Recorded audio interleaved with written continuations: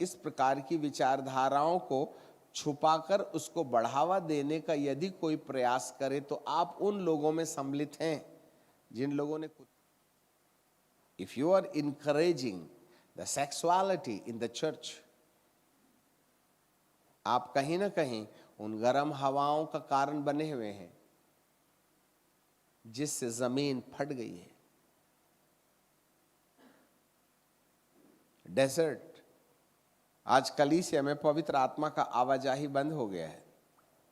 लोग ट्रेडिशनल हो गए हैं, दुआ जरूर करते हैं, काफी समय करते हैं, बाइबिल भी पढ़ते हैं, बहुत पढ़ते हैं, परंतु ऐसा कुछ नजर नहीं आ रहा है कि हमको प्रार्थना करें तो ऐसा लगना चाहिए कि I am satisfied today, I felt the presence of almighty God. आज लोग प्रार्थना में जरूर बैठे हैं परंतु उनका मन नहीं भर रहा है। There is no overflowing experiences in their life. Traditionally people are attending the churches, वे जा रहे हैं कलीसिया में, बैठ रहे फोर्सफुली, दबाव पूर्वक। आज लोगों को पवित्रता के साथ प्रार्थना करने का जो दबाव था वह खत्म हो गया है। उसका कारण है अंधकार की सत्ता का हमला। अननोइंगली जिस पाप को हम बढ़ावा दे रहे हैं, हम उस डॉग का ट्रीटमेंट कर रहे हैं और इस प्रकार से इस पाप को छुपाए रखना, इस पाप को मनोरंजन में लाना, इस पाप का बहिष्कार नहीं करना, वरन इसको सरवाइव किए रहना या उसको बनाए रखना कि ये नष्ट ना हो जाए। आप उस कुत्ते को उठा करके हॉस्पिटल ले जा रहे हैं और वहां दुष्टता है जो उस कुत्ते को सरवाइव करने के लिए उपाय कर रहे हैं। दुष्ट चाहता है कि कलीसिया के अंदर से ये अनैतिकता का अंत ना हो जाए, क्योंकि जिस दिन कलीसिया से अनैतिकता का अंत हो जाएगा उस दिन कहीं ना कहीं पवित्र आत्मा का वापसी होना निश्चय हो जाएगा। अच्छे से याद रखिए, हमें नहीं मालूम आज हम ऐसा क्यों कह रहे हैं, परंतु परमेश्वर की बात को इनकार नहीं किया जा सकता है।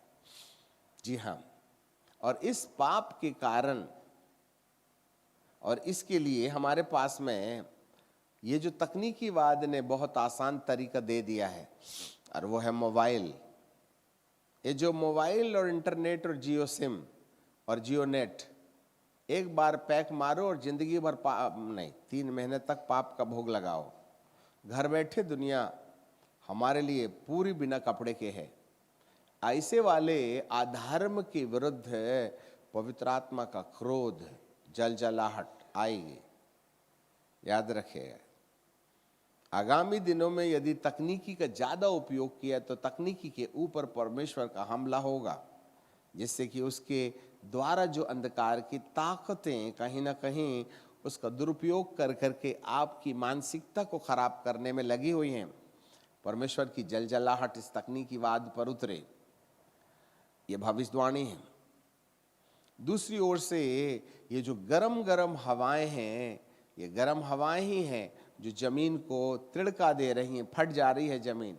आज कलीसिया भी कुछ ऐसे ही बंजर भूमि के समान है जिस पर यदि इस दर्रा दर्रा फटी फटी जमीन में, जिसमें गर्मी के कारण पानी खत्म हो गया है, उस पर यदि बीज बोया जाए तो उसमें कुछ फर्क नहीं पड़ेगा। अभी इन समयों में हमने चावल काट रखा है, धान काट रखा है, जमीन गीली है और इसी वक्त हमको गेहूं बोना है। और यदि हमने गेहूं बोने में हफ्ता 15 दिन की देरी की और यदि जमीन सूख गई तो गेहूं उग नहीं पाएगा। इसलिए उसको सही समय पर बोना है, जब जमीन में तरावट।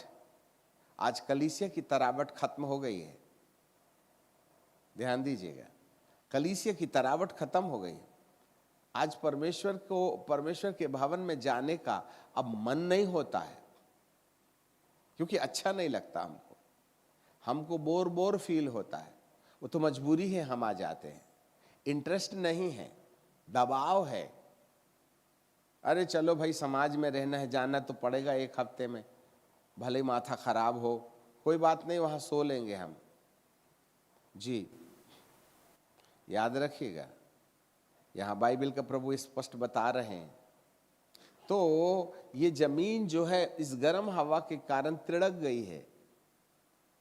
इस अनैतिकता के कारण कलीसिया के अंदर कहीं ना कहीं दर्रापन आ गया है। अब सुसमाचार या परमेश्वर के वचन की शिक्षाएं हमारे जीवन पर पनप नहीं रही हैं।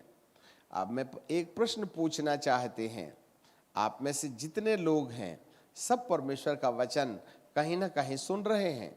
परमेश्वर का वचन एक बीज के समान है। हर एक अपने धड़कते सीने पर हाथ रख के अपने आप से पूछे कि बाइबल के प्रचारकों ने जब परमेश्वर का वचन कहा या जो वचन कहा गया, भविष्यवाणी दी गई, आपने वचन सुना या वचन पढ़ा, उसका कितना असर आपके जीवन पर हो रहा है। ध्यान दीजिएगा, यदि ये वचन, ये सच्चाइयां, ये रेवलेशन, ये प्रकाशन, ये दर्शन, ये भविष्यवाणियां, ये चेतावनियां, ये सलाह, ये इनकरेजमेंट्स जो आपको दिए जा रहे हैं, इसका असर, इसका प्रभाव, इसके द्वारा यदि रूपांतर और परिवर्तन हमारे जीवन में नहीं हो रहा है, तो आपको ये बात अच्छे से समझ लेना चाहिए कि आज हमारा जीवन, हमारा परिवार, हमारी कलीसिया उस भूमि के समान है जो गर्म हवा के कारण फट गई है। अब उसमें बीज नहीं बोया जा सकता, और यदि बीज बो भी दिया जाएगा तो वह कभी अंकुरित नहीं होगा, क्योंकि इसमें नमी नहीं है। आज कलीसिया अपनी नमी खो रही है। कितने ही डांट दीजिए आप हमें, औंधे घड़े में पानी, कितने ही प्रेम कर लीजिएगा, औंधे घड़े में पानी, कितने भोजन खिलाओ, वस्तु दे दो, इनकरेजमेंट दे दो, उनके साथ हा ही हू करो, परंतु हम जिस चाल को निश्चय करके आए हैं हम वही करेंगे। इसका मतलब है भूमि तिड़क गई है। We are not cultivated for the gospel. और इन दिनों में वचन को सुनाने वाले बेहताश सुना रहे हैं, परंतु उसका असर किसकी जिंदगी पर हो रहा है, यह एक सबसे बड़ा विषय।